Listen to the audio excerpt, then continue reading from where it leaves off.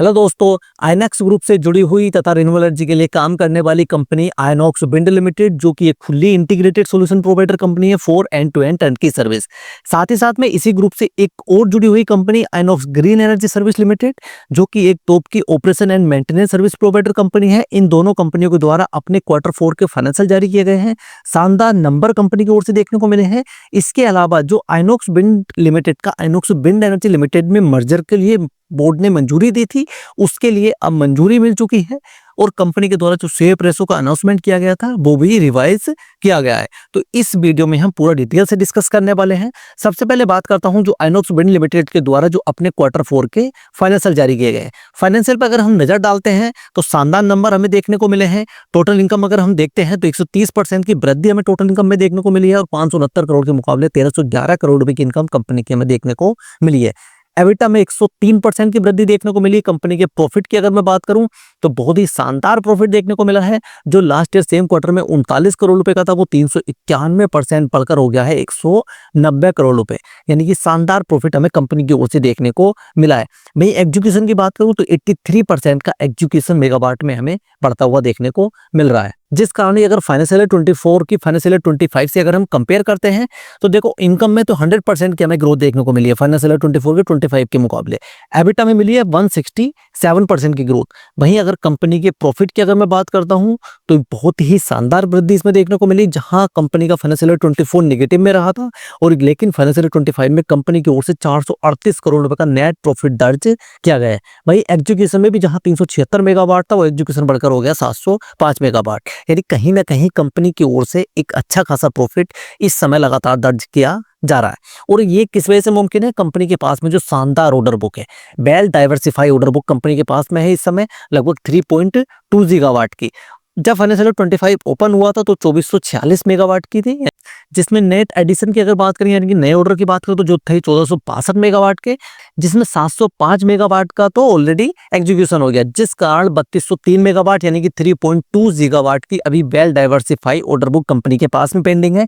यानी कह सकते हैं कि आने वाले समय में लार्ज रेवेन्यू विजिबिलिटी आने वाले 2 से 3 सालों के लिए कंपनी के पास में देखने को मिल रही है। इसी कारण कंपनी के जो शेयर होल्डर हैं उनका लगातार विश्वास देखने को मिल रहा है।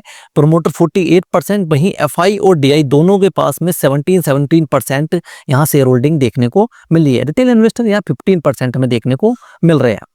अब इसी ग्रुप से जुड़ी हुई एक और company INOX green energy service limited, ये भी एक स्मॉल कैप कंपनी है लेकिन शानदार रिटर्न में दिया है कंपनी की ओर से।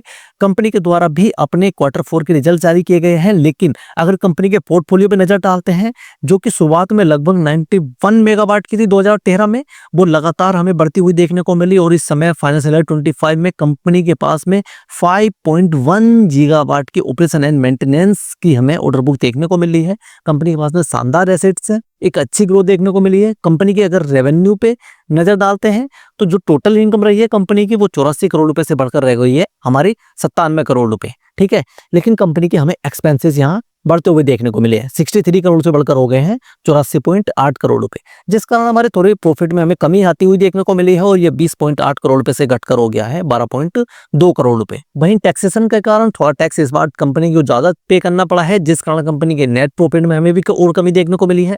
जो नेट प्रॉफिट कंपनी का लगभग 20 से 21 करोड़ रुपए था लास्ट ईयर सेम क्वार्टर में, वो घटकर हो गया है 6.4 करोड़ रुपए। यानी कि कंपनी की इनकम तो हमारी बढ़ी है लेकिन एक्सपेंसेस और टैक्सेशन के कारण कंपनी के नेट प्रॉफिट में हमें गिरावट देखने को मिली है। अब बात करते हैं कंपनी का आइनॉक्स विंड का, जो आइनॉक्स विंड एनर्जी में मर्जर को लेकर अनाउंसमेंट किया गया था उसको मंजूरी मिल गई। उसके शेयर स्वैप रेशो में क्या है चेंजेस किए गए हैं उसकी अगर मैं बात करूं तो इससे पहले जो अनाउंस किया गया था वो ये था कि जिसके पास में कंपनी के आइनॉक्स विंड एनर्जी लिमिटेड के 10 शेयर होंगे उनको आइनॉक्स विंड लिमिटेड के 158 इक्विटी शेयर दिए जाएंगे। लेकिन कंपनी की ओर से लास्ट ईयर बोनस शेयर का अनाउंसमेंट किया गया था, जिसमें आइनॉक्स विंड लिमिटेड के जो शेयर होल्डर थे और जिनके पास में 1 शेयर था उनको 3 शेयर फ्री दिए गए थे, यानी 3:1 के रेशो में बोनस शेयर का अनाउंसमेंट किया गया था, जिस कारण इसमें रेशो में हमें चेंजेस देखने को मिले हैं। और अब अगर जिसके पास में आइनॉक्स विंड एनर्जी लिमिटेड के 10 शेयर होंगे उनको आइनॉक्स विंड लिमिटेड के 632 इक्विटी शेयर यहाँ पे